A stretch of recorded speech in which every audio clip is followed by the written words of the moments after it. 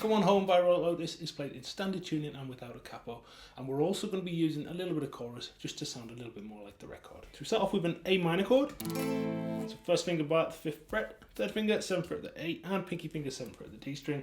We're going to strum down, down, down, up, and then a muted strum where we release the pressure on the left hand so that the fingers are still touching the strings but not pushing down or applying any pressure. And then strum as normal to get that kind of muted sound. So down, down, down, mute. We're then going to move to an E minor 7 chord, which is a first finger bar across the 7th fret, third finger on the 9th fret of the D string, and second finger on the 8th fret of the B. It's an up strum, left to ring. Then we'll move the third finger to the high E string at the 8th fret, and we're going to play these little double stops here, where we've got 8th fret on the high E and B, going down to the bar at the 7th fret of the high E, whilst remaining on the 8th fret of the B. So 8 and 8, 7 and 8. So we've got the up strum on the E minor 7, finger moves, up strum on 8 and 8, down strum 8 and 7.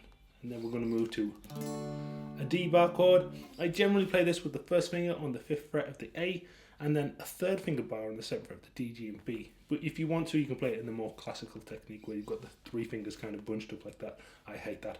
So I always play it like this. And then we've got an up strum on the D, then we're going to add the pinky finger to the 8th fret of the B, and we're going to try and hit B and G, and then we take the pinky finger off. So it's 8 and 7, 8 on the B, 7 on the G, and then 7 and 7 on the B and G.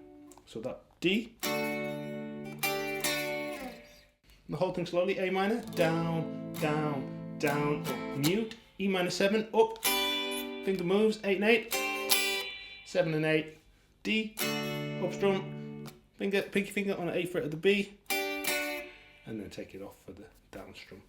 So we have A minor, E minor, D, play on repeat.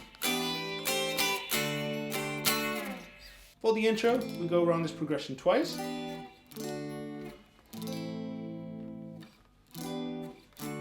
And the main progression is exactly the same, except for the 4th time through, we don't go to the A minor chord, we actually go to a C bar chord, which is exactly the same shape as the D bar chord we've already played, just down 2 frets, 3, 5, 5 and 5.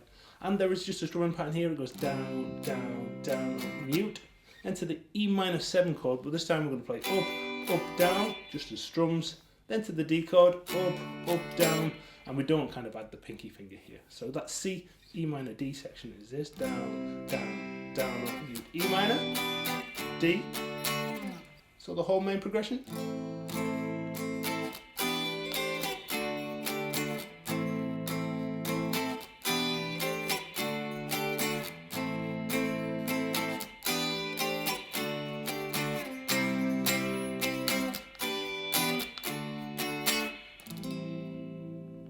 There are a few sections in the song where we are just strumming, and it is just down, down, down, up, mute, and then on the E minor, up, down, and the D, up, down, and everything else is the same.